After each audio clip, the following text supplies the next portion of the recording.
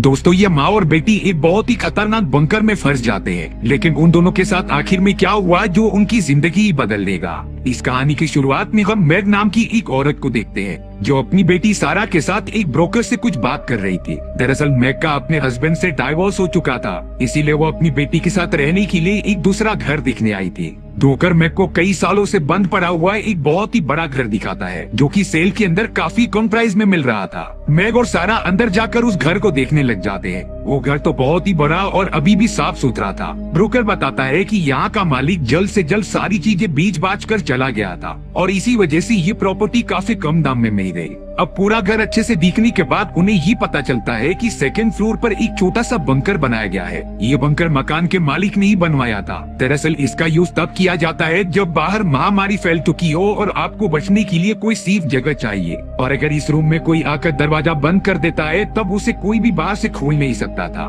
कमरे के चारों तरफ लोहे की मोटी मोटी दीवारें मौजूद थी। साथ ही साथ दरवाजे पर लोहे के बहुत सारे वायर्स गए होते हैं जिनमें से इलेक्ट्रिसिटी पास होती है, और अगर कोई भी चोर बदमाश अंदर आने की कोशिश करेगा उससे चोर का झटका लग सकता था। साथ ही साथ वहाँ बहुत सारे मॉनिटर्स लगे थे जो कमरे में मौजूद सभी सीसीटीवी कैमरा से जुड़े होते हैं। हालांकि वहाँ पर एक टेलीफोन भी होता है, लेकिन वो अभी बंद था। मैग को अगर उस टेलीफोन को चालू कराना है तब उसे कंपनी से कांटेक्ट करना पड़ेगा, लेकिन मैग तो सोच रही थी वो अपनी बेटी के साथ यहाँ पर तो आने नहीं वाली। वो तो घर की इतने बड़ी जगह में ही रह सकती है। लेकिन मैग को जरा भी अंदाजा नहीं था कि आने वाले कुछ समय में यही बंकर उसकी और उसकी बेटी की जान बचाएगी। अब मैग जल्द से जल्द इस प्रॉपर्टी को खरीद लेती है। वो अपनी बेटी सारा के साथ काफी अच्छे से रहने लगी थी। दोनों ही एक फैमिली की तरह घर में आराम से रहते हैं। एक दिन जब मैग और सारा अपने रूम में सोए हुए थे तभी 3 चोर दरवाजे के रास्ते से अंदर आने की कोशिश करते हैं, लेकिन दरवाजा लॉक होने के कारण वो अंदर घुस नहीं पा रहे थे। तभी एक आदमी छत के ऊपर चला जाता है और गैलरी के दरवाजे को खोलकर अंदर आ जाता है। उसने मेन गेट खोलकर अपने साथियों को भी अंदर बुला लिया था।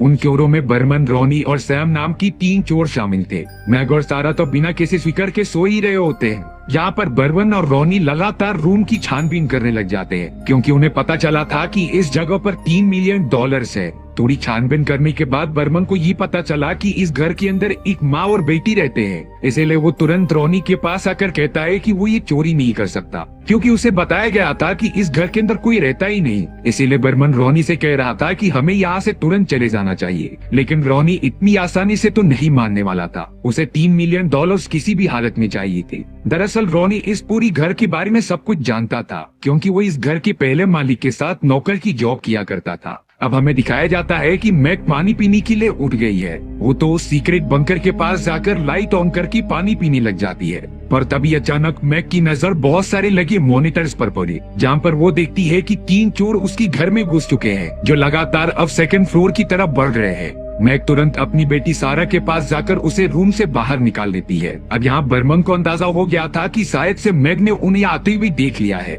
इसीलिए वो अपनी बेटी को लेकर दूसरी तरफ भाग रही है। मैग तो सारा को लेकर जल्द से जल्द सीक्रेट रूम के पास आ गई थी, और अब कोई भी रास्ता ना होने के कारण वो अपनी बेटी सारा को लेकर उसी बंकर वाले रूम में चली जाती है। मैग ने तुरंत दरवाजा बंद कर दिया था, यानी कि अब रूम का दरवाजा खोलकर कोई भी अंदर घुस ही नहीं सकता। रॉनी ये बात सुनकर एकदम से पागल हो जाता है। वो तो एकदम फ्रस्ट्रेशन में बर्मन से ये कह रहा था कि वो सब अंदर चले गए हैं और उस रूम के अंदर जाना एकदम से नामुमकिन है। रॉनी ने सबसे मुसीबत वाली बात ये बताई कि वो $3 मिलियन उसी बंकर में रखे गए हैं, इसीलिए अब उन्हें कैसे भी करके उन माँ और बेटी को रूम से बाहर निकालना ही पड़ेगा। यहाँ पर मैं कैसे भी उस रूम में पड़े हुए टेलीफोन का यूज करके पुलिस को कॉल करना चाहती थी, लेकिन वो टेलीफोन तो पूरी तरीके से बंद था। यही सारी बातें बड़े टेंशन में रॉनी भी कह रहा था कि शायद से उन लोगों ने पुलिस को बुला लिया होगा। तब जाकर बर्मन बताता है कि वो टेलीफोन बंद है, और जब तक वो हमारी कंपनी को कॉल करके उसे एक्टिवेट नहीं कराते तब तक वो किसी को भी कॉल नहीं लगा सकते। यानी कि बर्मन उसी कंपनी में काम करता था जिसने की ये पूरा सिक्योरिटी सिस्टम बनाया होता है।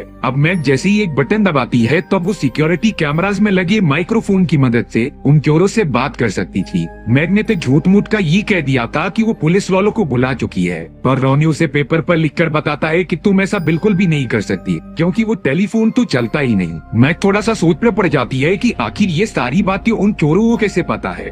अब रॉनी पेपर पे लिखता है कि तुम दोनों दोनों सिर्फ बाहर आ जाओ। लेकिन मैग कह रही थी कि मुझे चोरों पर बिल्कुल भी भरोसा नहीं है। उसे तो सब्र ही नहीं होता कि वो 3 मिलियन की इतने पास होकर भी उसे ले नहीं पा रहा है। इसीलिए वो बर्मन के साथ मिलकर प्लान बनाने लगता है कि वो रूम के अंदर कैसे घुस सकते हैं। बर्मन ने कहा कि ऐसा बिल्कुल नहीं हो सकता। अगर इन सारे बंकर्स के अंदर आसानी से घुसा जा सकता था तब इन्हें इतना स्ट्रॉन्ग नहीं बनाया जाता। और तभी पे रॉनी अपनी पूरी कोशिश करता है और ड्रिलिंग मशीन से वहाँ की छत के ऊपर छेद करने लगा था। थोड़ी देर तक कोशिश करने के बाद बंकर का वो मोटी स्टील का लेयर आ गई थी जिसे कोई भी हथियार तोड़ नहीं सकती थी। यानी कि रॉनी का ये प्लान पूरी तरीके से फ्लॉप हो चुका था। मैग भी ये जानती थी कि जब तक वो और उसकी बेटी इस बंकर रूम में मौजूद है तब तक वो चोर उनका कुछ भी नहीं बिगाड़ सकते। पर अब रॉनी को तो बहुत ही गुस्सा आने लगा होता है। उसने डिसाइड किया कि वो बंकर रूम के अंदर जहरीली गैस छोड़ देगा जिससे कि दोनों माँ बेटी मर जाएं। रॉनी अपने साथियों के साथ एयर वेंटिलेशन की मदद से जहरीली गैस वहाँ पर डालने लगता है। मैग को भी अंदाजा हो गया था कि वो सब जहरीली गैस अंदर डाल रहे हैं, इसीलिए वो पास ही में पड़े कुछ बॉक्सेस को ओपन करने लगी थी।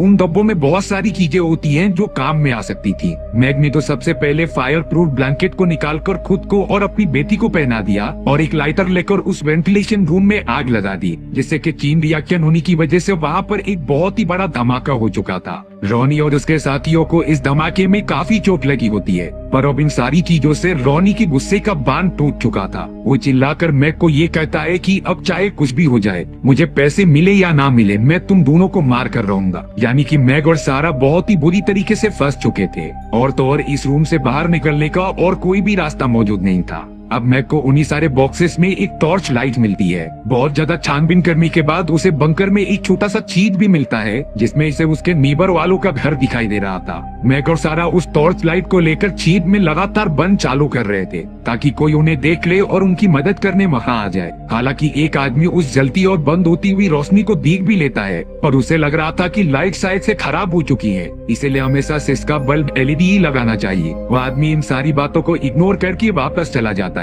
मैग और सारा तो बहुत ही ज्यादा मायूस हो चुके थे कि वो कभी बाहर ही नहीं निकल पाएंगे। पर अब यहाँ मैग ने देखा कि रॉनी और बर्मन में कुछ अनबन हो गई है और वो दोनों एक दूसरे से बातें करके झगड़ा कर रहे हैं। मैग को ये मौका बहुत ही अच्छा लगता है अपने रूम में जाकर मोबाइल फोन लेकर आने का, इसीलिए वो सारा को बंकर रूम में ही रहने के लिए कहती है और दरवाजा खोलकर जल्द से जल्द अपने कमरे में चली जाती है। मैग ने जल्द से जल्द अपना मोबाइल फोन उठाया और बंकर की तरफ वापस भागने लगी। अब यहाँ बर्मन को ऊपर वाले फ्लोर से आवाज आने लग जाती है। उसे पता चल चुका था कि शायद बंकर में से कोई बाहर आया है, इसीलिए वो तुरंत रॉनी के साथ मैग को पकड़ने के लिए पीछे चला गया था। पर अफसोस मैग बहुत ही ज्यादा तेज भाग रही थी, इसीलिए वो अपना मोबाइल लेकर बंकर रूम में वापस चली आती है। यानी कि बर्मन और रॉनी अंदर घुस ही नहीं सकते थे। मैग अब अपने मोबाइल की मदद से पुलिस वालों को कॉल लगाने की कोशिश कर रही थी, लेकिन वहाँ पर तो बिल्कुल भी नेटवर्क मौजूद ही नहीं था। पर अब उसने डिसाइड किया कि वो कॉल लाइन को एडजस्ट करके एक नेटवर्क बना सकती है, इसीलिए वो अपने घर की टेलीफोन लाइन यूज करती है और उसे बंकर वाले टेलीफोन में कनेक्ट कर देती है।